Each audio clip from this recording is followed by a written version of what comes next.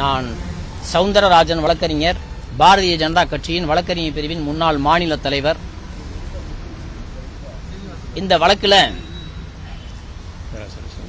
பாரதிய ஜனதா கட்சியின் மாநில பொதுச் செயலாளர் பேராசிரியர் ராம ஸ்ரீனிவாசன் அவர்களின் சட்டப்படியான ஒரு முன்னெடுப்பு, சத்தியப்படியான ஒரு முன்னெடுப்பு, தலித்துக்களுக்கான ஒரு முன்னெடுப்பு, முரசொலி அறக்கட்டளை வைத்திருக்கக்கூடிய இடம் பஞ்சமி நிலம் என்ற அடிப்படையில் பேராசிரியர் ஸ்ரீனிவாசன் அவர்கள் கொடுத்த மனு தாழ்த்தப்பட்டோர் ஆணையத்தில் சமர்ப்பிக்கப்பட்டு, தாழ்த்தப்பட்டோர் ஆணையம் முரசொலி அறக்கட்டளைக்கு சம்மன் அனுப்பி விசாரணைக்கு முடிவெடுத்தது.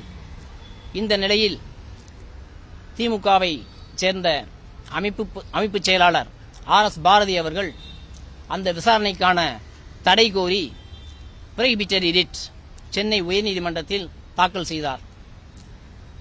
அனைத்து தரப்பு வாதங்களையும் கேட்டதின் அடிப்படையில் பாரதிய ஜனதா கட்சியின் மாநில பொதுச் செயலாளர் ராம ஸ்ரீனிவாசனுடைய வாதங்களை மூத்த வழக்கறிஞராக திரு ரவி அவர்கள் இருந்து தனது வாதத்தை மிகவும் சிறப்பான முறையில் எடுத்துரைத்தார். அந்த வாதத்தின் அடிப்படையில் RS பாரதி அவர்கள் தொடுத்த இந்த ப்ரோஹிபிஷன் ரிட் டிஸ்மிஸ் செய்யப்பட்டிருக்கிறது. கமிஷனுக்குரிய முழு அதிகாரமும் உண்டு என்றும் அதன் அடிப்படையில் பிரஸ் நோட்டீஸ் இஷ்யூ பண்ணப்பட்டு முரசொலி அறக்கட்டளைக்கு எதிராக விசாரணைகள் தொடரலாம் என்பது இன்றைக்கு உயர்நீதிமன்றத்தினுடைய உத்தரவாக இருக்கிறது. தேசிய கமிஷன் சம்மன் இஷ்யூ பண்ணும். அதாவது முரசொலி அறக்கட்டளைக்கு சம்மன் இஷ்யூ பண்ணும். they have to answer before. செல்லாதுன்னு சொல்லல.